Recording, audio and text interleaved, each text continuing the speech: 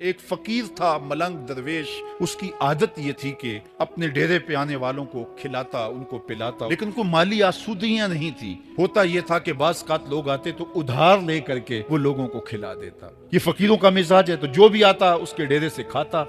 वक्त आखिर आ गया, जिन लोगों ने उधार दिया था वो सारे तकाजा करने आ गए। अब बाबा जी को क्या फिक्र लायक है कि ये मेरे मेहमान है और मैं इनको कुछ पेश करने की सलाहियत नहीं रखता। एक बच्चा था, वो कुछ सामान बेच रहा था, पतीसा बेच रहा था या कोई और चीज बेच रहा था। कहा, तुम बेच रहे हो तो मेरे मेहमानों को खिला दो। तो सारा उन मेहमानों को खिला दिया गया और उसके बाद कहा, बाबा जी पैसे? कहा, तुम बैठ जाओ, जब इनको मिलेंगे तो तुझे भी मिल जाएंगे। वो बैठ गया, 2 4 10 मिनट बैठा तो बच्चा था, फिर खड़ा हो गया, बाबा जी पैसे? मेरी माँ मेरा इंतजार कर रही है, हमारे घर का चूल्हा इसी से जलता है, मैं ये पैसे लेकर जाऊंगा और हम शाम का घर का कोई सिलसिला करेंगे। कहा, बेटा जब इनको मिलेगा तो तुझे भी मिल जाएगा। बच्चे ने रोना शुरू कर दिया। यतीम बच्चा था, उसका सारा आसरा यही था। जब बच्चा रोया, अल्लाह की रहमत को जोश आया। कोई मुरीद नजराना लेके उन बुजुर्गों के पास आ गया। वो इतने पैसे थे कि उस बच्चे को भी दिए, जितने लोग आए थे सबका कर्ज चुकाया। कहा, जाओ घरों को। तो सब ने कहा, बाबा जी हम सुबह से बैठे हुए थे तो ये नजराना देने वाला सुबह से नहीं आया, तो